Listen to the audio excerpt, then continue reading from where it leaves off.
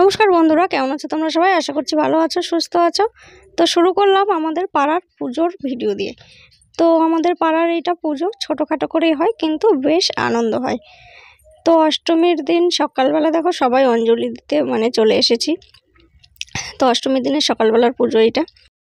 তো বন্ধুরা, যে ভিডিওটা নিয়ে এসেছি তোমাদেরকে আমি কথা দিয়েছিলাম যে এই শাড়িটা আমি নিজে হাতে কাস্টমাইজ করব আর সেটা তোমাদের সঙ্গে শেয়ার করব।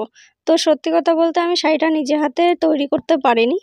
তো এই শাড়িটা কিন্তু আমার একটা বোন করে দিয়েছিল। আসলে পুজোর চাপ এমনই ছিল যার কারণে আমি নিজে হাতে শাড়িটা আমার কাজ করতে পারিনি, আর ব্লাউজ তো বানাতে পারিনি। এটা আগের ব্লাউজ ছিল আমার, সেইটা দিয়ে আমি পরেছিলাম।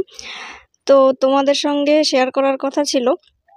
তো সত্যি কথা বলতে আমি আমার কোনো রকম কাজই এবার পুজোতে করতে পারিনি। তো আমার একটা বোন আমার কাছে কাজ শেখে, তো সে বলল, আশা করে যখন কিনেছিস তাহলে দে, শাড়িটা আমি কাস্টমাইজ করে দিই, তাহলে তুই পরতে পারবি। তো দেখো সে করেছিল বলেই কিন্তু আমি এই শাড়িটা এভাবে পরে কিন্তু পুজোর অষ্টমীর দিনে অঞ্জলি দিতে পেরেছি। তো তোমাদেরকে কথা দিয়েছিলাম, বাট সেটা আমি পূরণ করতে পারিনি, তার জন্য ক্ষমা চাইছি, ক্ষমা করো। আর এটা হচ্ছে নবমীর দিনের কিছু ফটো, যেখানে আমরা ঠাকুর দেখতে গিয়েছিলাম। সেখানে দেখো অনেক কয়টাই বেশ ঠাকুর দেখেছিলাম।